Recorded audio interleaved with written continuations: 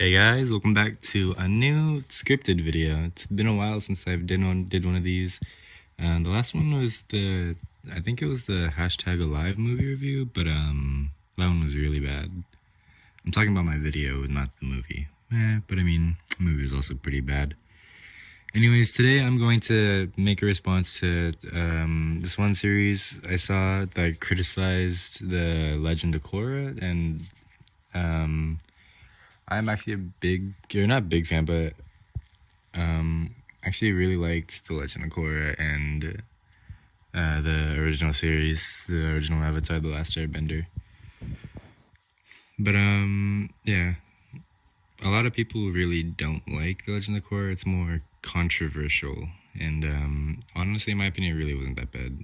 At best, it was as good as the original Avatar, and at worst, it was still pretty good. Still a good watch. I've also watched these series of videos before, but I kind of forgot what he talked about, and I'm writing the script as I go along, so it's not really to affect anything. It's a fun little side note.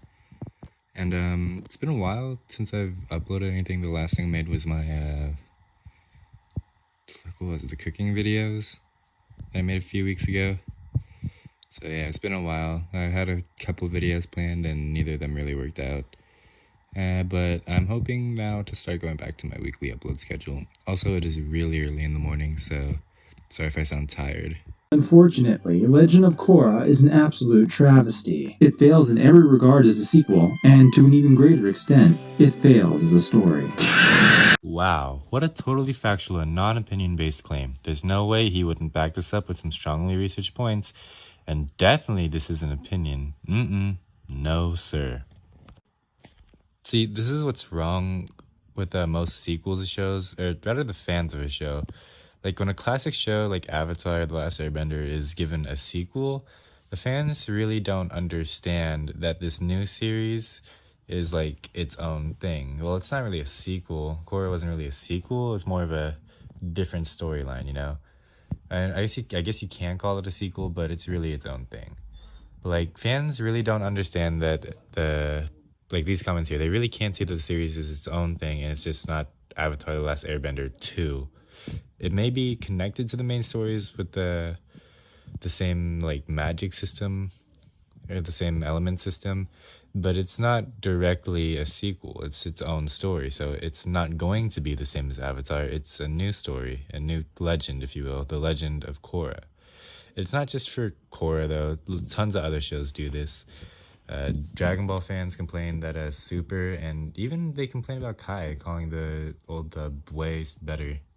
Fans of the newer Pokemon, or fans of the older Pokemon games, complain about how the new ones are bad. Fans of Naruto call Boruto bad in comparison to the original. People really don't give these newer series a chance just because they aren't just the same as the original. Who are you to criticize Bright? It's their cartoon, they could do whatever the hell they wanted with it. Just because you were a fan of the original show, it doesn't entitle you to anything. No. Alright, allow me to flip the script on you. Who are you to criticize M. Night? It's his movie, he could do whatever the hell he wanted with it. Just because you were a fan of the original show, it doesn't entitle you to anything. They just don't get you. This is kind of just a stupid argument on your parts because, yeah, Korra was not a direct, remake of Avatar. The M. Night Shyamalan movie, which was awful, by the way, was directly Avatar: The Last Airbender, but Korra is not Avatar, you know, like, it is its own show. It is not Avatar. Like I said, it's not Avatar 2, it's The Legend of Korra. It's not, you can't really compare the M. Night Shyamalan movie, the live action, to this, just because it's just not even the same. It's not the same. You can't compare it. Immediately, it's evident that there's a huge schism between Legend of Korra and the original show. Why didn't you tell us you were the Avatar? Because you gotta I never wanted to be. Keep these respective attitudes in mind for when I later decide which of them is indicative of a huge cunt. Korra. Man, that's crazy that different people are gonna react differently to big news. Like, I never heard of that till like now, you know? That's like wild. Like, it's not like we're all individuals and you would all react differently to this life-changing news.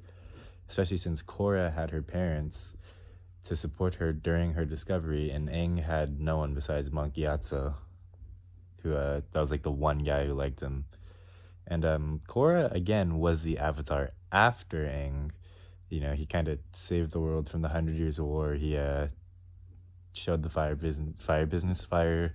Nation what's up, and he created Republic City. And so, you know, spoiler alert, but her parents would obviously be very excited to find out that she was the new Avatar, because you know, Aang brought a lot more hype to the Avatar. It wasn't something to be feared.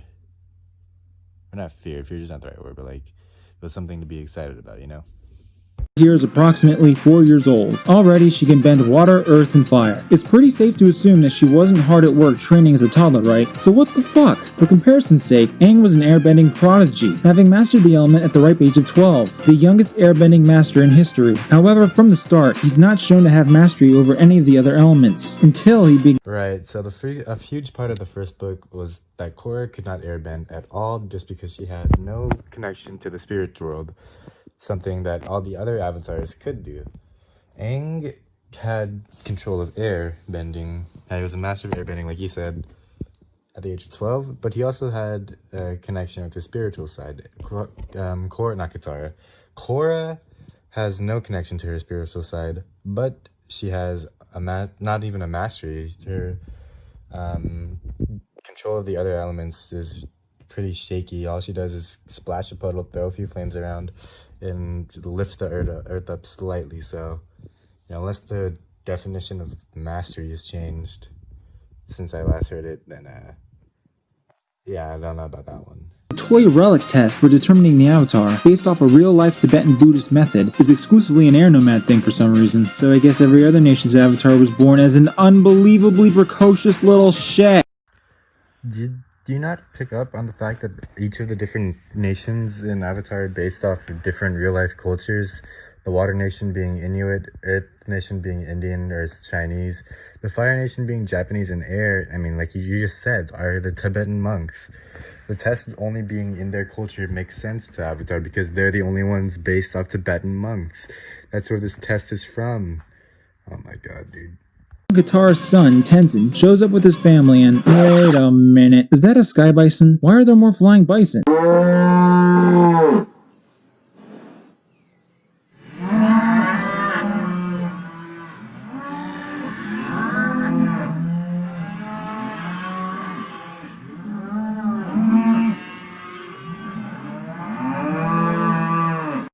Is all very well and good, but why would all these technological advancements happen so quickly? Sure, the Fire Nation had its steampunk machinery, but that all came about during a century-long war for world domination. Why has industrialization gone forward so hardcore during peacetime? Okay, you bring up historical parallelism, I can't speak.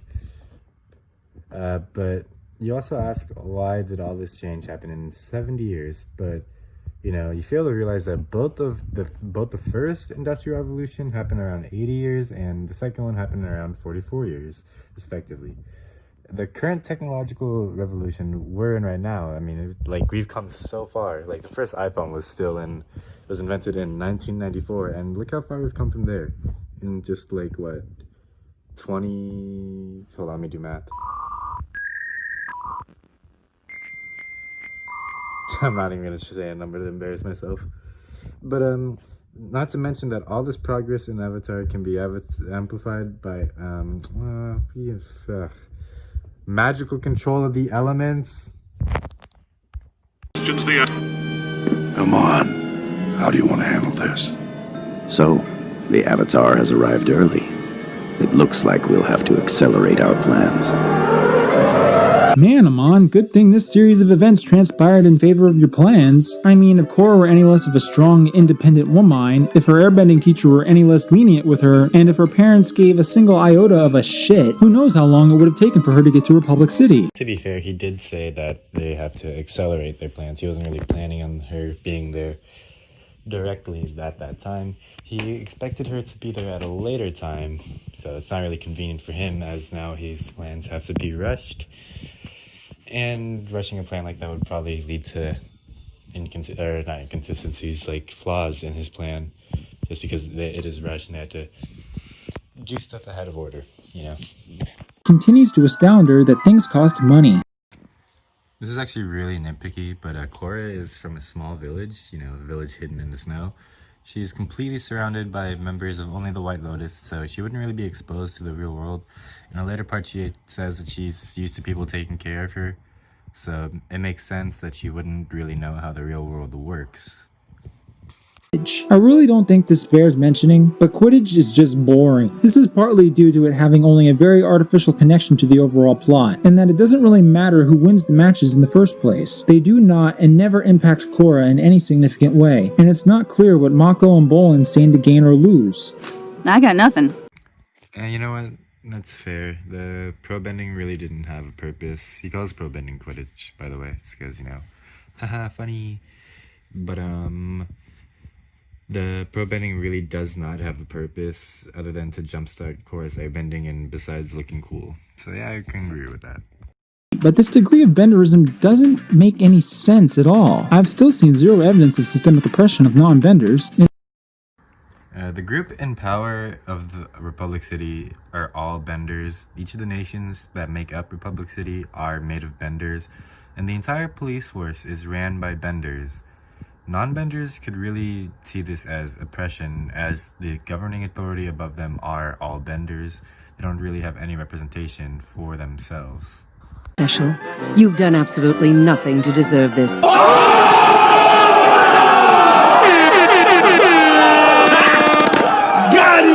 Okay, I get that this video was made in 2015, but still, that was painfully unfunny, Jesus Christ. Which is the most hilarious part of this for me personally. Think about it. The Equals are apparently some oppressed minority fighting the system, but they somehow had the resources to construct, store, and eventually transport and hang this gargantuan statue mask, all to make just a statement. Right, you know, because an entire army of robots and bombing blimps, yeah, that's completely unreasonable, but big mask with flag? How the hell did they get that?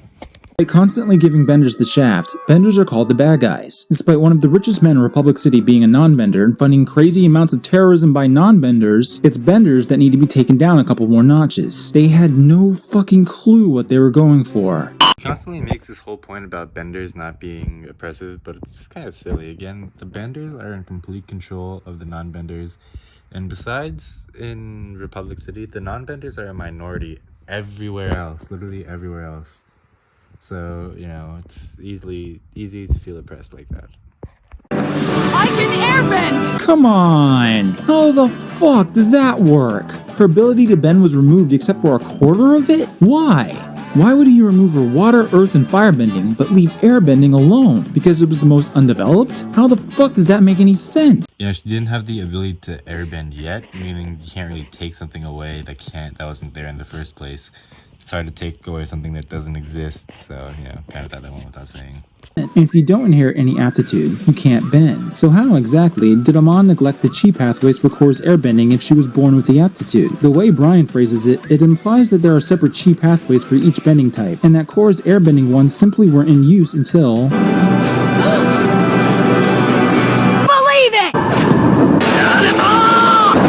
So Amon just couldn't detect them at the time. Impossible. But if he can physically detect separate pathways for at least 3 different bending types, wouldn't he know that he'd missed a 4th one? Impossible. Am I the only one who just doesn't think it's that confusing? Like, she didn't unlock her chi pathway for airbending yet, meaning that he can't block it. It's not there to be blocked. How is that complicated? A massive coincidence that it looks so much like the energy bending stance? Or is it just Bright giving the audience one big old middle finger? You thought he was energy bending, but he's doing something completely different. It just looks the same. Or it could just be that both energy bending and Amon style of bending both required the same technique, you know, like both work by blocking the same exact chi points. Just one is using blood bending, one's using energy bending. They could require the same technique though.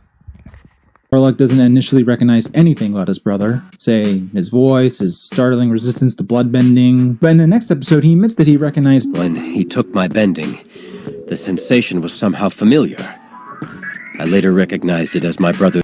Okay, I mean, 1, Amon is wearing a mask so he can't recognize his face, and 2, Amon is, you know, a really big threat to everybody in Republic City. I wouldn't really be you know, contemplating who he is behind the mask, I'd be like, oh shit, it's Amon. Yukon skips all of this, and Legend of Korra asks that we accept it. Not gonna happen! Honestly, Yukon's technique could just be like a really high advanced form of bloodbending. The waterbenders' powers are always derived from the moon, but they don't really need the moon to be out to waterbend in general, so it's kind of like the same thing as that. I'm assuming it's a highly advanced form of it. If your argument is that the moon is still technically out for the waterbenders, just not visible, then the same can be said for Yukon's bloodbending.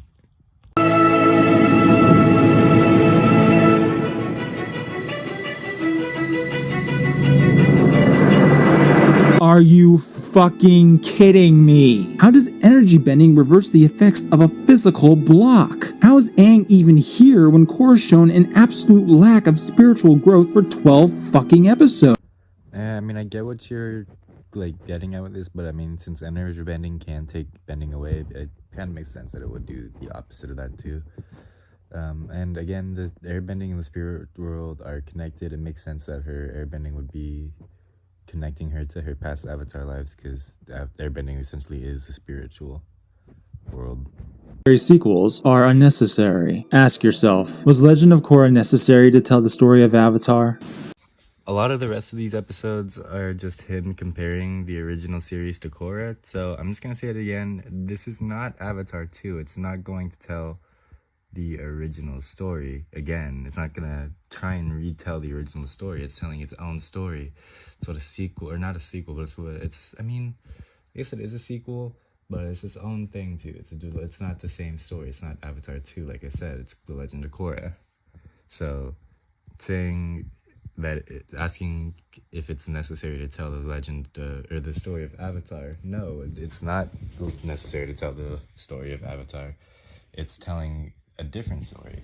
It's not going to tell the story of Avatar. It didn't try to tell the story of Avatar. It's telling the Legend of Korra.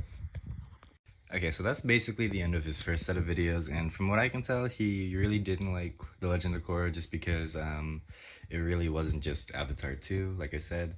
A lot of his criticisms were, oh, well, this character wasn't as good as this character in Avatar, this character didn't do this, or they didn't do this, and they didn't do this like they did in Avatar. And honestly, a lot of that can just be countered, just like, it isn't Avatar, it's Korra, you know, I said that a lot already, but anyways, he also made another set of videos for the other books, I'm pretty sure, so if you want to see me do that, I will. And yeah, that's honestly it. If you like the video, like, comment, and subscribe. I apologize to Marvin for the Artemis gameplay at the start, but I honestly really like doing these like more like reviewish videos. I feel like that's like more fun for me, so I might try and do some more movie reviews. I might try and just browse Netflix, see what I can find. Anyways, yeah, shout out Marvin, shout out Chris, shout out Kevin. Not gonna bother to put stuff in the description this time though. Yeah, you know what, fine, I will. But yeah, like, comment, subscribe, and I'll see you in the next video. Also, stay tuned because I might drop something a little special in a few weeks. Bye guys.